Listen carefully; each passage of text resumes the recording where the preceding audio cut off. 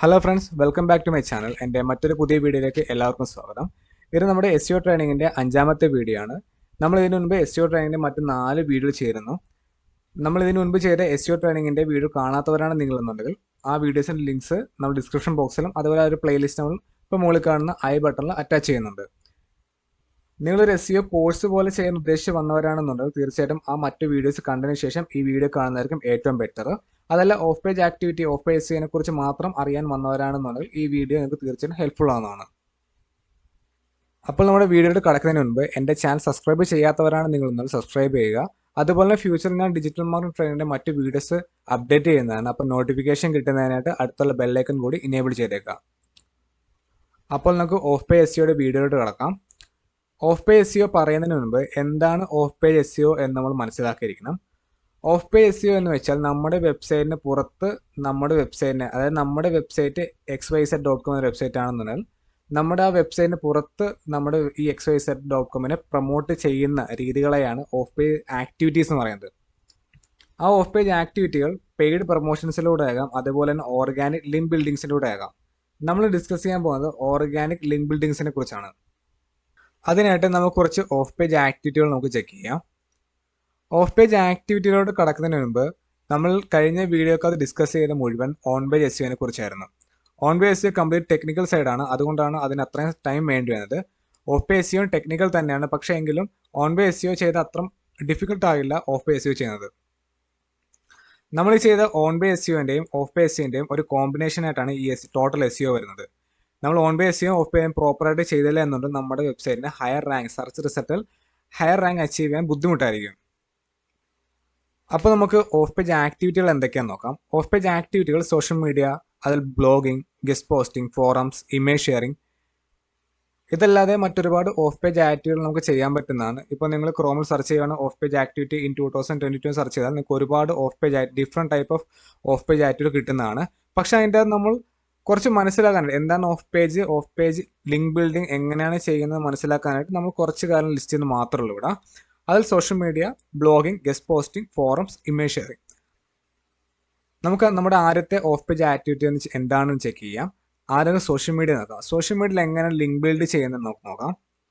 അത് നമ്മൾ of page ആക്ടിവിറ്റിക്കായിട്ട് ഒരു പോസ്റ്റ് ഇവിടെ ചെയ്ത് വെച്ചിട്ടുണ്ട്. ഞാൻ പറഞ്ഞിരുന്നു നമ്മുടെ വെബ്സൈറ്റിൻ്റെ പുറത്ത് പ്രൊമോട്ട് ചെയ്യുന്ന രീതിയാണ് ഓഫ് പേജ് SEO എന്ന് പറയുന്നത്.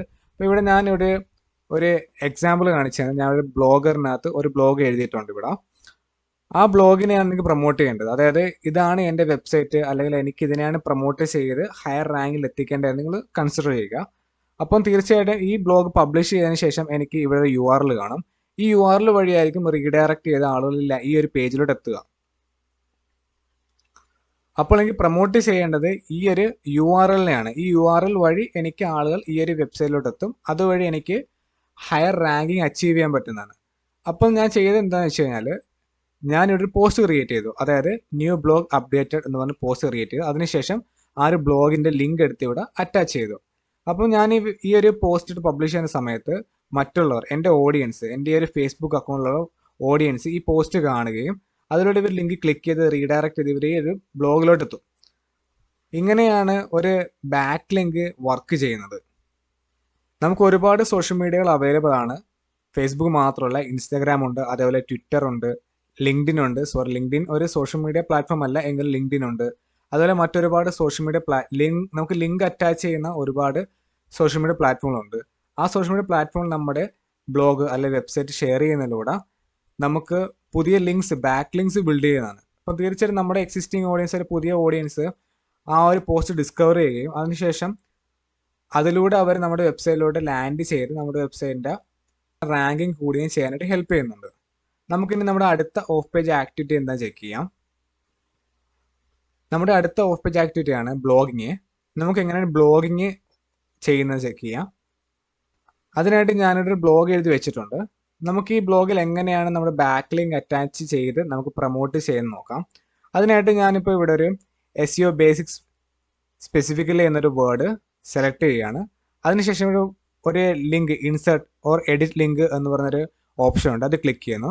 അതായത് നമുക്ക് ഈ ഒരു പർട്ടിക്കുലർ വേർഡിനകത്ത് നമുക്കൊരു ലിങ്ക് അറ്റാച്ച് ചെയ്യാം എന്നുള്ളതാണ് കാണിക്കുന്നത്. അപ്പോൾ ടൈപ്പ് ചെയ്യുക XYZ, ഞാൻ ജസ്റ്റ് ഒരു xyz.com സെർച്ച് ചെയ്യാണ്, ജസ്റ്റ് ടൈപ്പ് ചെയ്യുകയാണ്. അതായത് ഇതാണ് എൻ്റെ URL എന്ന രീതിയിൽ ഇവിടെ ടൈപ്പ് ചെയ്യുകയാണ്. അതായത് ഞാൻ ഈ പോസ്റ്റ് പബ്ലിഷ് ചെയ്തതിന് ശേഷം ഈ പോസ്റ്റ് ആൾക്കാർ കാണുകയും ഇത് വായിക്കുന്നതിനിടയ്ക്ക് ഇവരുടെ ലിങ്ക് കാണുകയും ചെയ്യുന്നു.